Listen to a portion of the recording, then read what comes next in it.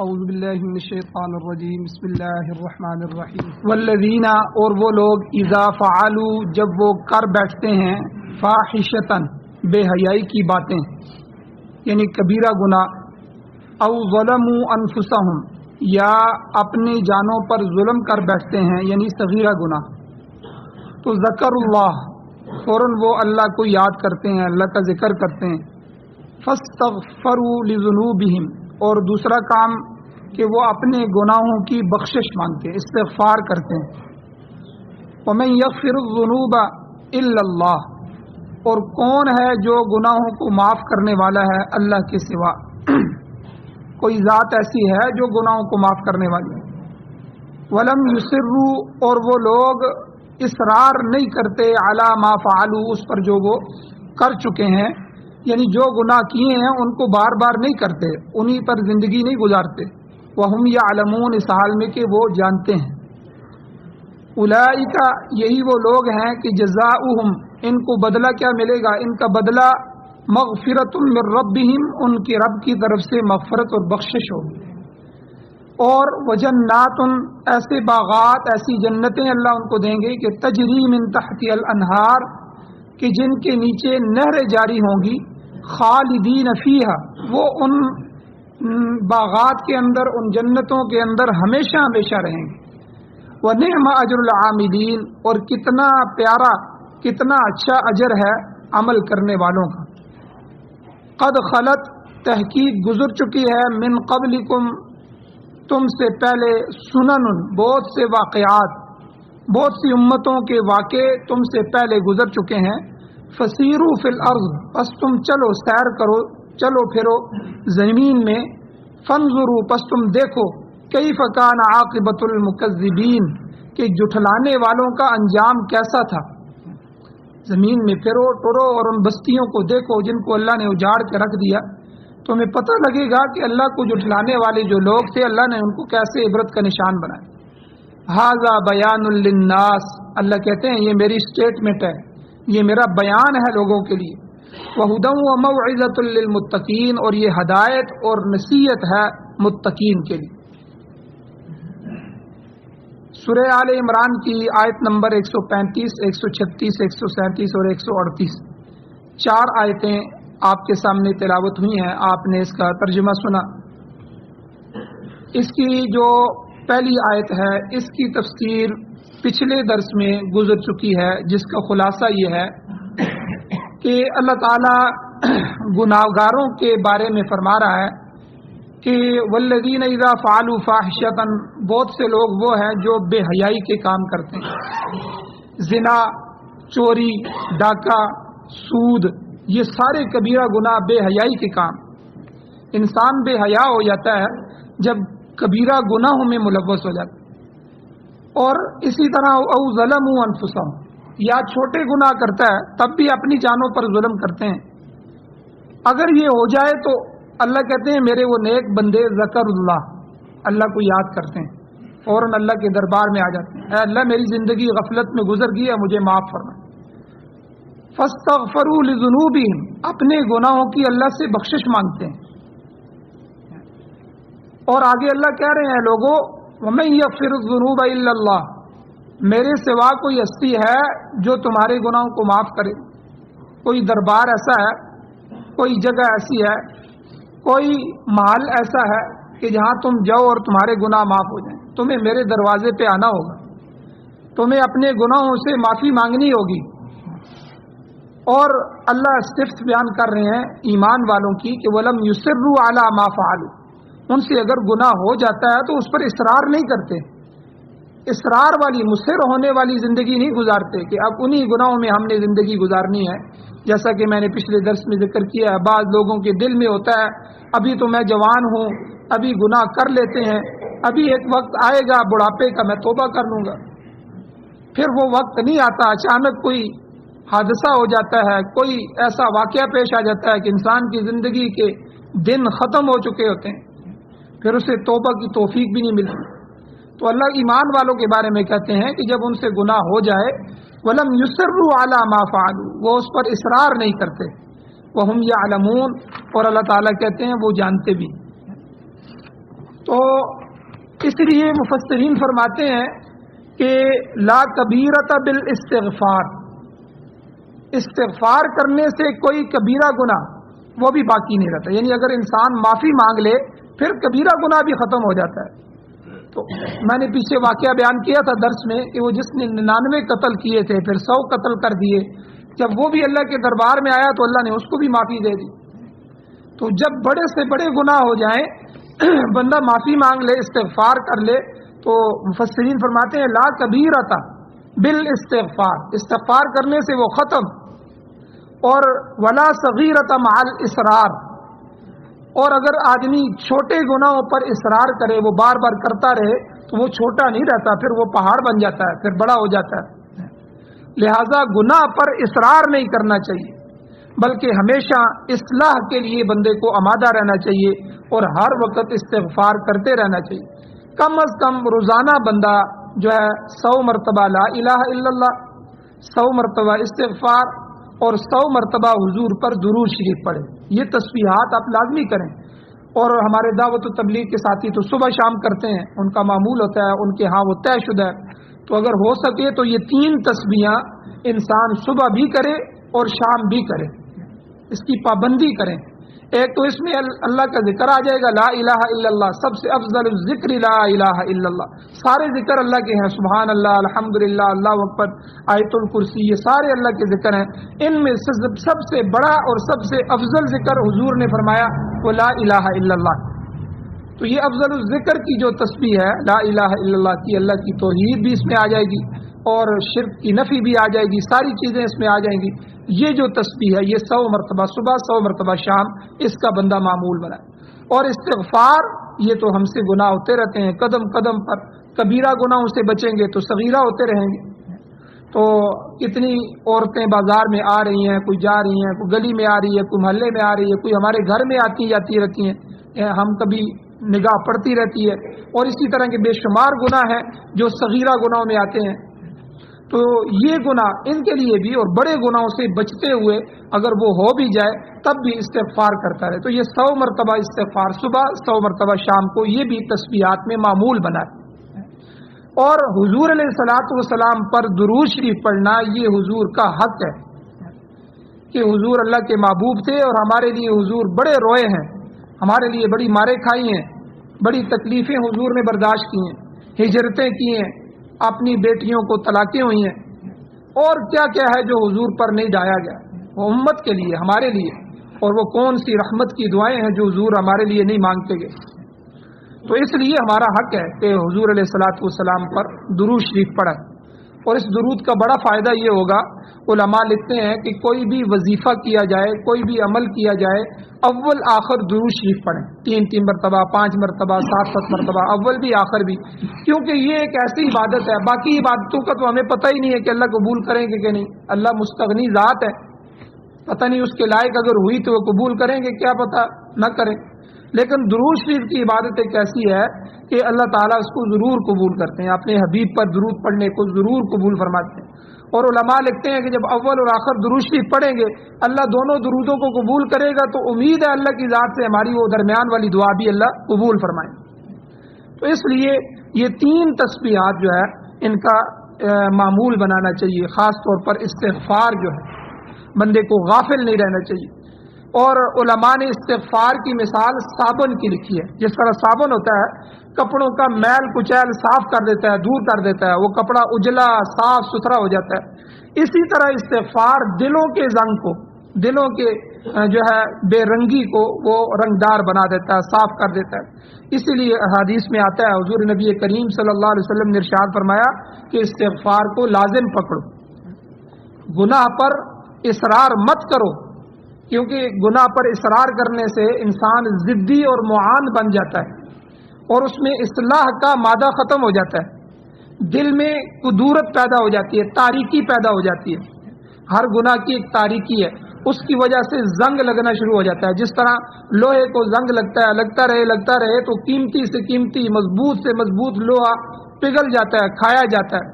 اسی طرح گناہ سے دل زنگ آلود ہوتے ہیں۔ اور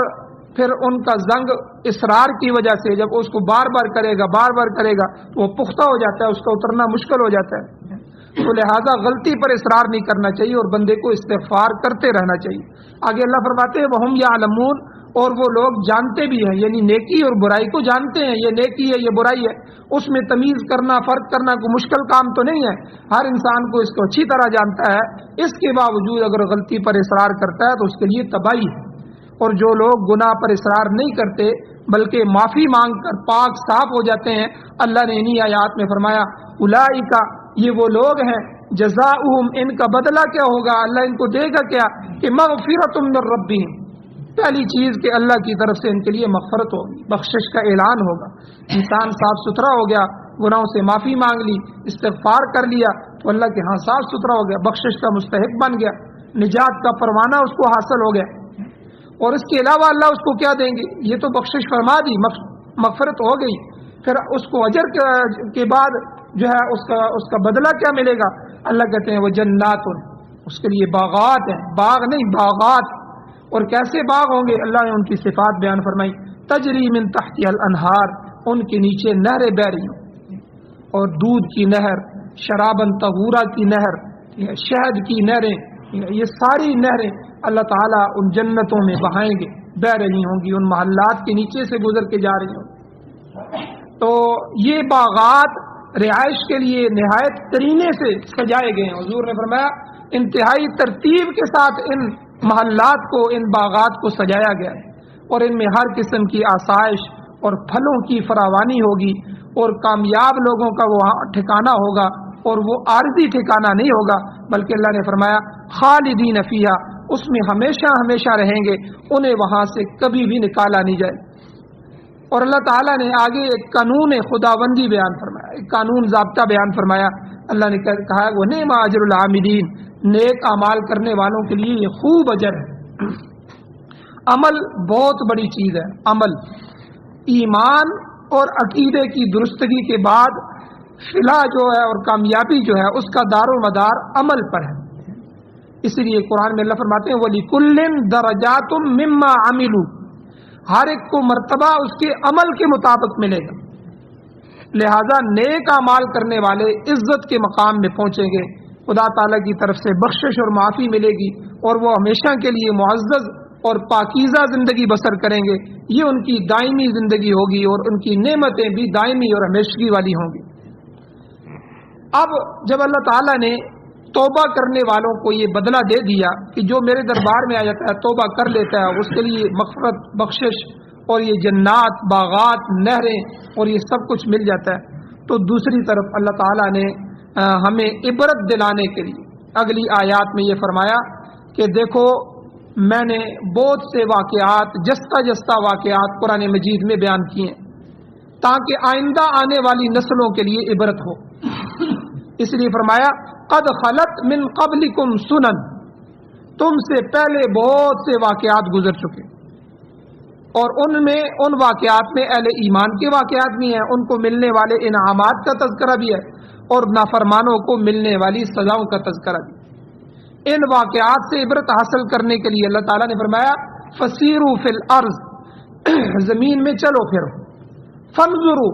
پھر اپنی آنکھوں سے دیکھو، کیف کان عاقبۃ المکذبین، جھٹلانے والوں کا کیا انجام ہو. تو قرآن پاک کے بیان کردہ جو واقعات ہیں ان کے عملی نشانات تمہیں جگہ جگہ ملیں گے. آپ کو پتہ چلے گا کہ نافرمانوں کا کیا حشر ہوا. کوئی پانی میں غرق ہوا، کسی کو اللہ نے پانی میں غرق کیا. کوئی قوم ایسی آئی کہ جن پر آگ کا عذاب ہوا، اللہ نے جلا کے راکھ بنا دیا. کوئی قومیں ایسی آئیں کہ ان کو اللہ نے آندھیوں کے طوفان میں گھیرا، ہواؤں نے آ کر ان کو ان کے پختہ مکانوں میں سے جو انہوں نے پہاڑوں میں بنائے تھے، 70 80 فٹ ان کے قد تھے، اور کتنے کی جو ہے آج بھی اگر آپ دیکھیں تو کم از کم 150 فٹ اونچائی والی منزلیں ان کی پہاڑوں کو کریت کر انہوں نے گھر بنائے ہوئے تھے. ان ہواؤں نے اندر داخل ہو کر ان کو نکالا اور آسمانوں کی طرف لے گئیں، وہاں سے پٹخ پٹخ کے ان کو زمین پر مار. اور کئی قومیں ایسی ہوئیں کہ اللہ تعالیٰ نے ان پر پتھروں کی بارش کی، اوپر سے پتھر برسے اور ان کو مسل کے کچل کے اللہ نے رکھ دیا. یہ سارے واقعات قرآن مجید میں جو ہے نبیوں کی قوموں کے بیان ہوئے ہیں، جنہوں نے وقت کے نبی کی بات کو نہیں مانا، اپنی کتاب کو نہیں سمجھا، اللہ تعالیٰ نے ان کو عبرت کا نشان بنا دی۔ تو اس لیے یہ سب نشانات عبرت ہیں، تو جو بندہ زمین میں سفر کرے گا اسے ملیں گے، لہذا عبرت کے لیے سفر اختیار کرنا یہ اچھی بات کی علامت۔ آپ یہاں جولیاں میں چلے جائیں،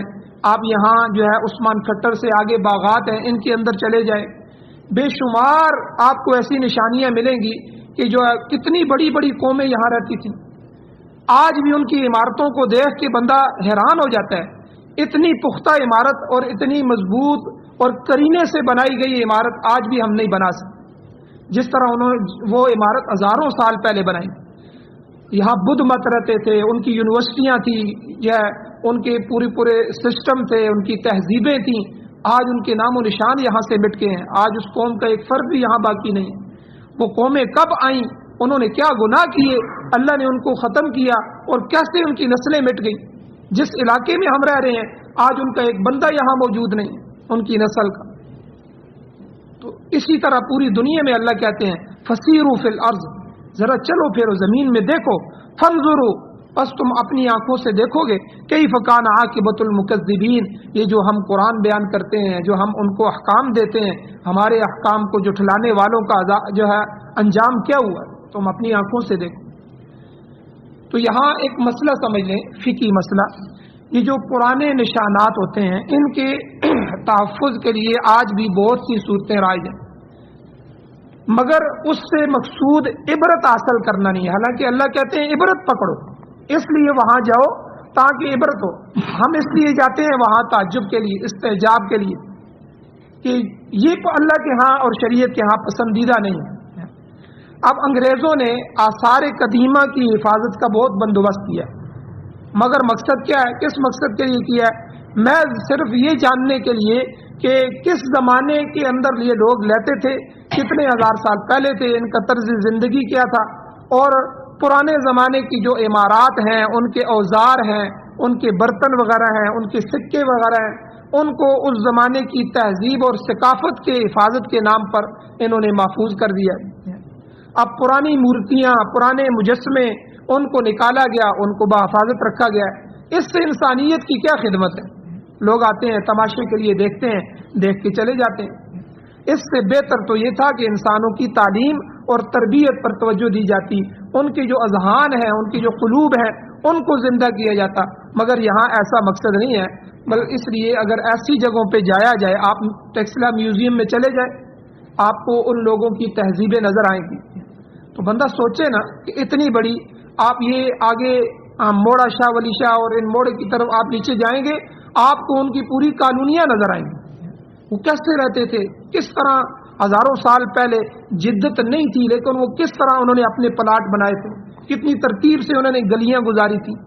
کوئی مکان اگر رہ رہے ہیں تو کس طرح اس کو روشن دان اور ہوادار بنایا ہے، تو حیران رہ جائیں گے۔ ایسی ایسی قومیں یہاں گزری ہیں، تو بندہ عبرت کے لیے جائے، کیسے یہ عبرت کا نشان بن گئے۔ تو اس لیے سائنس کی جتنی بھی ترویج اور ترقی ہو رہی ہے، وہ اس پر جو بے شمار دولت خرچ کی جا رہی ہے، اس میں انسانیت کی حقیقی فلاح کے لیے توجہ نہیں ہے۔ حالانکہ اگر انسان کی تربیت کی جاتی تو انسان جو ہے دوسرے انسان کے لیے عبرت کا نمونہ بھی بن سکتا ہے۔ تو بہرحال اللہ تعالیٰ نے یہاں ہمیں یہ فرمایا کہ تم عبرت کے لیے سفر کرو زمین میں، تاکہ تمہیں معلوم ہو سکے اللہ کے احکام کو جھٹلانے والوں کا کیا حشر ہوا۔ اگر ہم بھی ان کے نقش قدم پر چلیں گے تو ہمارا حشر بھی اسی طرح ہوگا، ان سے مختلف نہیں ہوگا۔ اس کے بعد اللہ نے فرمایا یہ آخری جملہ، ھذا بیان للناس، لوگو یہ تمہارے لیے میرا بیان ہے، میری وضاحت ہے۔ انگلش میں ہم کہتے ہیں نا اسٹیٹمنٹ ہے، یہ اللہ کی اسٹیٹمنٹ ہے۔ اللہ تمہیں کہہ رہے ہیں یہ میرا قانون قدرت ہے، میں نے یہ طے کر دیا ہے، میں نے تمہیں بتا دیا اپنی کتاب قرآن مجید میں، تمہارے لیے ہر چیز کو کھول دیا ہے، اس لیے اس سے عبرت پکڑو، میرے نافرمان اور میرے باغی نہ بنو۔ جب تم میری محبت میں آؤ گے تو پھر دیکھو گے میں کیسی ذات ہوں، میں تمہیں کس طرح نوازتا ہوں۔ لیکن میرے بدبخت قسم کے لوگوں، جو میری عذاب یافتہ قومیں ہیں، ان کے نقش قدم پر نہ چلو۔ ھذا بیان للناس، یہ لوگوں کے لیے، دنیا بھر کے لوگوں کے، للناس سے پوری دنیا، عالمی دنیا مراد، یہ سب لوگوں کے لیے اللہ کہتے ہیں یہ میرا بیان ہے، یہ میری اسٹیٹمنٹ ہے، میں جو دے رہا ہوں۔ اور آگے اللہ نے فرمایا وَهُدًى وَمَوْعِظَةً لِّلْمُتَّقِينَ، اور اللہ کی یہ جو آیات ہیں اور یہ اللہ کا جو قرآن ہے یہ متقین کے لیے ہدایت اور نصیحت۔ متقین کون لوگ ہیں؟ جو کفر سے بچ رہے ہیں، شرک سے بچ رہے ہیں، بدعات اور رسومات سے بچتے ہیں، معاصی اور گناہوں سے بچتے ہیں، اور اللہ تعالیٰ کی عظمت اور جلال ہمیشہ ان کے سامنے رہتا ہے، اور وہ حدود شرع کی حفاظت کرتے ہیں، شریعت کی حدوں کو جانتے ہیں، ان سے آگے نہیں نکلتے۔ تو یہی لوگ قرآن پاک سے فائدہ اٹھاتے ہیں، قرآن کو پڑھتے ہیں، قرآن کو سنتے ہیں، سمجھتے ہیں اور اس پر عمل کرنے کی کوشش کرتے ہیں۔ تو اس لیے آج کے درس سے یہ ثابت ہوا کہ ہمیں استغفار کرتے رہنا چاہیے، اللہ تعالیٰ سے اپنے گناہوں کی معافی مانگنی چاہیے، اور ہمیں گناہ چھوڑنے کی پوری کوشش کرنی چاہیے، اور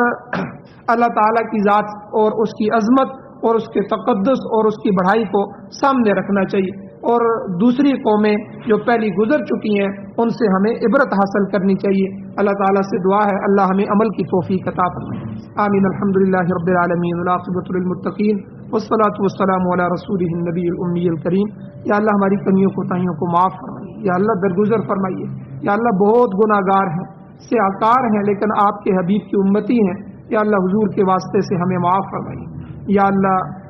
ہمارے حال پر رحم فرمائیے، یا اللہ ہمیں اپنی عبرت کا نشان نہ بنائیے، یا اللہ اپنے انتقام سے، اپنی نفرت سے، اپنے غصے اور غضب سے ہمیں محفوظ فرمائیے۔ یا اللہ اس قرآن مجید کو سننے، سمجھنے، اس پر عمل کرنے، اس کی اشاعت کرنے اور اپنی نسلوں کے سینوں میں داخل کرنے کی توفیق عطا فرمائے۔ یا اللہ ہماری اولادوں کو، ہمارے پوتوں کو، یا اللہ ہماری نسلوں کو قرآن کا حافظ، قاری، عالم، مفتی، مجاہد، غازی، شہید اور دین کا داعی بنا۔ یا اللہ یہ ساری صفات ہماری نسلوں میں پیدا فرما، کسی کو اپنا باغی نہ بنا، یا اللہ کسی کو اپنا نافرمان نہ بنا۔ یا اللہ قرآن و سنت کو بطور آئین، بطور دستور پاکستان سمیت پوری دنیا میں نافذ فرما۔ یا اللہ سارے باطل نظاموں کو ختم فرما، اپنے نظام کو غالب فرما۔ یا اللہ جو بیمار ہیں ان کو شفا عطا فرمائیے، جو پریشان حال ہیں ان کی پریشانیوں کو دور فرمائیے۔ یا اللہ جو ایمان کی حالت سے اس دنیا سے جا چکے ہیں یا اللہ ان سب کی بخشش فرمائیے۔ صلی اللہ تعالی علی خیر خلقہ محمد وآلہ وصحبہ اجمعین برحمتک یا ارحم الراحمین۔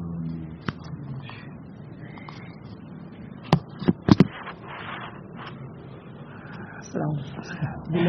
علیکم۔